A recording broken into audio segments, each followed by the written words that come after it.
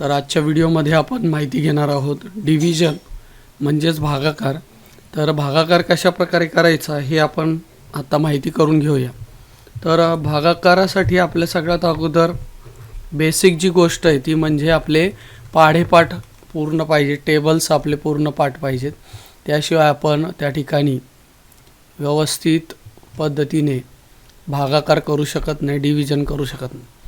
तर डिव्हिजन याचा अर्थच की आपण एखाद्या संख्येचे भाग करणे, म्हणूनच याच्या नावात आहे बघा भागाकार. भाग करायचेत आपल्याला. तर भाग कशा प्रकारे करायचे आपण, तर त्यासाठी एक संख्या असेल, समजा फॉर एक्झाम्पल या ठिकाणी 8. तर 8ला आपल्याला त्या ठिकाणी 8 काही वस्तू आहेच. तर 8 ह्या थिंग्स असतील, वस्तू असतील, ह्या आपल्याला समजा 2 विद्यार्थ्यांना समान वाटायच्या आहेत. तर आपण त्या कशा वाटणार? समजा माझ्याकडे 8 वस्तू आहेत, तर त्या आपण 2 विद्यार्थ्यांना कशा वाटणार?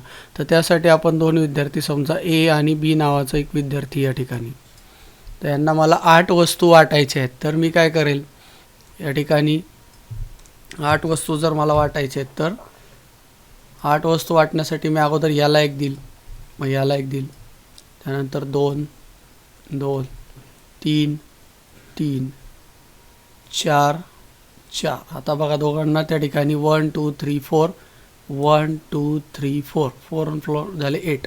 म्हणजे या ठिकाणी मी या दोघांना समान समान किती वस्तू वाटल्या? 4. याला 4 आल्या, याला 4 आल्या. तर याचे 2 भाग केले मी. 8चे काय केले, या ठिकाणी भाग तयार केलेले आहेत. याला 4 दिले, याला 4 दिले. तर अशा प्रकारे आपण भागाकाराने, म्हणजेच याचा अर्थ काय, 2 विद्यार्थ्यांना आपण 4 वस्तू असतील, चॉकलेट्स असतील, ते समान वाटलेत. बरोबर.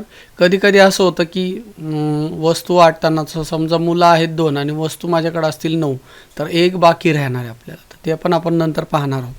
तर या ठिकाणी आता आपण बघूया की हा भागाकार कशा पद्धतीने करायचा, हा डिव्हिजन कशा पद्धतीने. तर डिव्हिजन करताना काय करतो आपण, ही जी लहान संख्या आहे याने याला भागायचं आहे, त्यामुळे ज्याने भागायचं आहे ती संख्या आपण कुठे घेणार आहोत, तर भागाकार करताना अशा पद्धतीने आपण अगोदर आखून घेतो.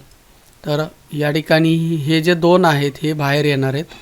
ज्या संख्येने आपल्याला भागायचे, ज्या संख्येने आपल्याला याचे तुकडे करायचे थोडक्यात, तर ती संख्या बाहेर आहे. आणि ज्या संख्येचे आपल्याला तुकडे करायचे आहेत, म्हणजे 8चे आपल्याला काय करायचे, भाग करायचेत, तर ती संख्या आपण आत घेतलेली आहे. थोडक्यात मोठी संख्या आत घेतली, छोटी संख्या बाहेर घेतली. तर आता आपल्याला याला भाग लावायचा. तर त्यासाठी आपल्याकडे अगोदर 2चा पूर्ण आपल्याला टेबल पार्ट पाहिजे. ज्या पण संख्येने आपल्याला भाग लावायचा आहे त्या संख्येचा टेबल आपला पूर्णपणे पार्ट पाहिजे. 2 1 जा 2 2 2 जा 4 2 3 जा 6 2 4 जा 8 2 5 जा 10. असं एक सगळा टेबल लिहायची गरज नाही, कारण 8पर्यंतच आपण या ठिकाणी भाग लावणार आहोत. तर आता 2च्या टेबलमध्ये 8 येत आहेत का, तर हो. तर 2 किती जा बघा, 2 1 जा 2 2 जा 2 3 जा आणि 2 4 जा 2 4 जा 8. बरोबर. तर आपण काय करतो, लिहिताना कसं लिहिणार, 2 4 जा 8. वरून लिहिलं मी, असं जाऊन असं लिहिलेलं आहे बघा, 2 4 जा 8. समजलं. तर अशा पद्धतीने आपण लिहू शकतो. आणि ह्या दोघांची काय होते, या ठिकाणी सबट्रॅक्शन होते. 8मधून 8 गेले, 0 राहिले. तर ही 0 काय आली, बाकी आली. परत एकदा आपण या ठिकाणी पाहूया.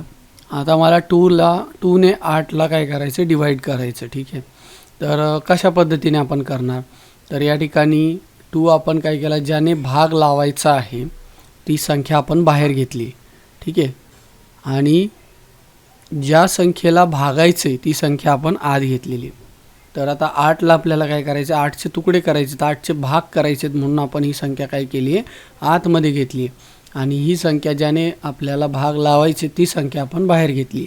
थोडक्यात छोटी संख्या जी आहे, छोटा नंबर जो आहे तो आपण बाहेर घेतलेला आहे आणि मोठा नंबर जो आहे तो आपण आत घेतलेला आहे.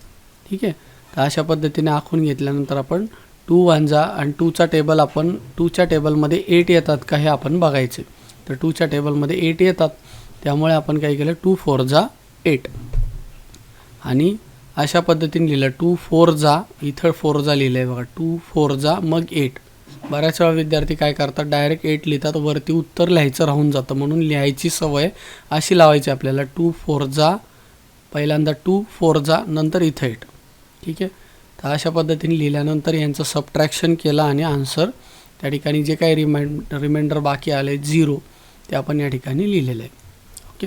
तर अशा पद्धतीने आपण भाग लावलेला आहे. तर आपण जो या ठिकाणी भाग लावलेला आहे त्या भागाकाराचे काही भाग असतात. म्हणजे आपण जे काही उत्तर काढलेलं आहे किंवा त्याचे ज्याला भागलेलं आहे त्याचे भाग असतात, तर त्याला नावं आहेत. तर ती आपण नावं लक्षात ठेवायची. ज्याने आपल्याला भाग लावायचा आहे, ठीक आहे, या ठिकाणी आपण 2ने भाग लावलेला आहे, तर त्याला काय म्हणतात या ठिकाणी? भाजक. मराठीमध्ये काय म्हणतात त्याला?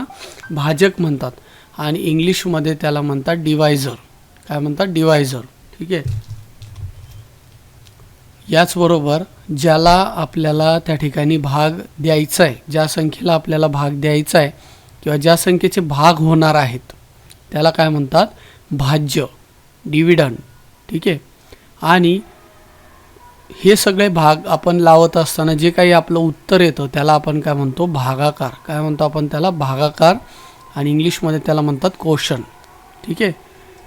आणि आपण भाग लावल्यानंतर हे जे सबट्रॅक्शन करतो आणि सबट्रॅक्शन नंतर जे काही आन्सर येतं त्याच्या पुढे भाग लागत नसेल, जात नसेल किंवा भागाकार जिथे संपतो त्याला आपण काय म्हणतो? बाकी.